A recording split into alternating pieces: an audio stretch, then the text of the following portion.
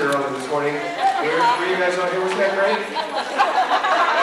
I'm going to get out. They're going to start the auction. CREWS. The guy who the ball. So anybody want to start this morning off by asking questions? Say anything? What, the cheerleader? Yes. Oh, so let's start with the young and handsome boy Dotrice. I knew that was coming. That's the payback from the Jurassic Park joke. Well, at the moment I was sort of on holiday with my family, taking a short sabbatical in England, having had a pretty heavy television season, and there's all the tracks going on the side, just really going in. Anyway, I don't know what I'm doing at the moment. I mean, apart from sitting here, because next week is sort of make your mind up week for me. There are 2 or 3 things that I'll tell you about, because I don't know which is going to happen. There is a film called Ryland's Last Journey, in which they want me to play Ryland, so it must be a very good part. And that's for 9 weeks, filming in end of August, September and October in Oxford, England. That's a possibility. Or there is a play, I can't make up my mind what to do. There's a play running in London that has been running very successfully for the past 6 years, called The Woman in Black. And it's a ghost story. And it's a wonderful part in which I will play like 7 or 8 other different parts. It's an extraordinary piece and it's very, very effective. I don't know, they've asked me to do it at Westbourne Playhouse and then take it to off-Broadway. I think it's more an off-Broadway play than an on-Broadway play. So it's a question of choosing between those 2, and there's also a third possibility, which is to revive a one-man show I did many, many years ago in London, called Brief Lives, which they want me to do at the Duke of York Theatre in October and November for 3 months. So I don't know what to do. I think on a long-term thing, I think the most successful thing could possibly be The Woman in Black. But on the other hand, I've had, it's still running in London.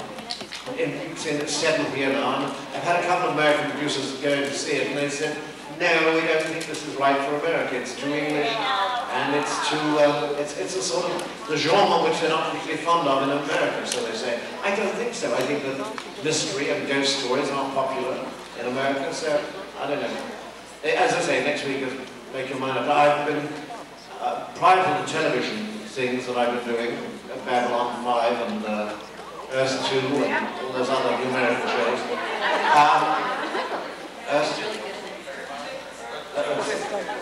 1.5, I think, when I was. Anyway, apart from that, I spent 4 months of last year doing a film called The Scarlet Letter with Bob Duvall and Demi Moore. And Gary Oldman and Joan Howard. What? No, thank you.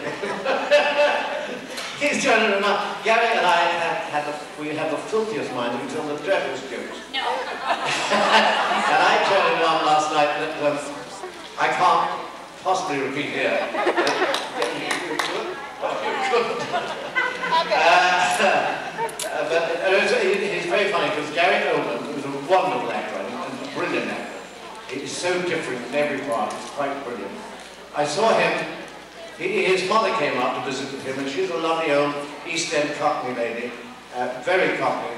And she said to me the other day, on the phone, she said, "That lovely Gary," she said, "you brought me a present the other day." She said, "I needed it, but I'm bloody old in here." And she said, "It was a cat." She said, "You brought me a bloody cat. I didn't want a cat." And she said, "What he didn't tell me, the cat was pregnant." And he said, before we knew it, it had dropped a couple of the kittens. Now the cat and the kittens are crapping all over my kitchen. So I got on to Gary and I said, "Look, what are you doing? This is a lovely present you've given me. I've got a kitchen full of crap here." So he said, "Don't worry, Mum. I'll get a special hatch put in the kitchen door, a sort of trapdoor thing, so they can go out in the garden and do their poos." She said, "Well, it didn't work that way." She said, "They stayed in crapping, all the neighbourhood cats came in and crapping." I told Gary about it. He said, "Don't worry. She said, "Oh, get some silly bloody ideas." She said, he said, I've got Harris to come down and install this special trap. It's a magnetic trap. The cats wear special magnetic colours, and when they go near the door, the trap will open, but it won't open for the neighbourhood cats. So she said, we put them on last Saturday morning, Joyce, that's her daughter, Joyce and me, and she said, then we went down the mall to do a bit of shopping. And when we came back, she said, Joyce opened the kitchen door and said, oh my God, Mum, look what's happened. The two poor bloody kittens are stuck to the refrigerator. And the molly cat is stuck to the back of the refrigerator, and she's got a pair of tweezers and knife and fork stuck to her as well. Yeah.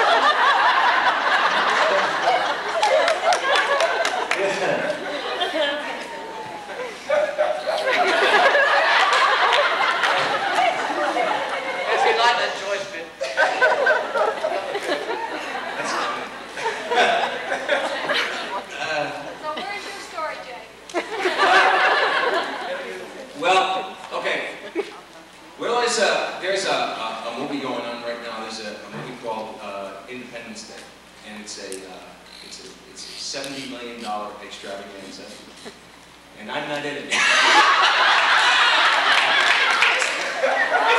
not a film that I'm gonna like. It's funny though. Why did you guys cry? Oh God! What movies have you seen? I've seen a couple of good movies. Actually, I haven't seen Apollo 13 yet, and I hear it's pretty good. Anyway, I think I mentioned this yesterday. I have like 2 movies coming out. I did a movie with Kathy Moriarty called Opposite Corners, and I did a movie with Costas Mandel from Picket Fences called Crosscut. And I don't know when they're coming out. They're these, independent, low-budget, $2 million films, so I have no idea when they're coming. They don't have any idea when they're coming out, or if they're coming. So they might go straight to video, and they might get a theatrical release. I'm hoping Opposite Corners, the one with Kathy Moriarty, gets a theatrical, because right now she's very hot off of Casper, and she's got a new television show coming on the air with Andrew Clay. So I'm hoping that sells. And as far as Crosscut goes, I don't know because I haven't seen it yet. I don't know how good or bad it is. Well, yeah, she's got a good. He's a very good actor. He's a nice guy. Fine young man. Yeah, I like him. Yeah, good guy. Any questions, please? Hi. Hi, my name is Dotrice. I was very upset that your character on the defense is killed off. I love the character. Yeah, I was a bit sad about that. I was shot in the confessional. That's always a painful place to be shot. No, I mean, David Kelly phoned me up and he said, look, we're going out together. I said, what does that mean?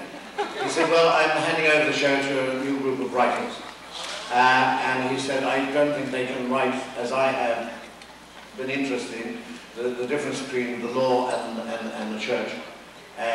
He's a very Roman Catholic, David, and so he decided that probably if he had to kill somebody in the show, it wouldn't have been a bad idea to kill me. I'm not deeply sorry about it. It was a bore keeping oneself. You see, it's okay, and I'm sure the lads agree with me here. It's okay when you're a regular on the show. That is, you're in every episode. But when you're what they call laughingly a recurring character, it's a bit of a bore, as I'm sure dear David found out there, last. Because if you're not in every week, and if you're not, and it's great if you're getting a regular salary every week, and you can laugh all the way to the bank. But if you're not, then you have to keep yourself available for it. It meant that having established myself as being, I couldn't shave off my beard, and I lost a couple of other parts because I couldn't. And probably you might only do like 1 episode a month. And that does not buy the baby a new bonnet. So unless you've got your own series and very much a regular in it, would you agree? Yes.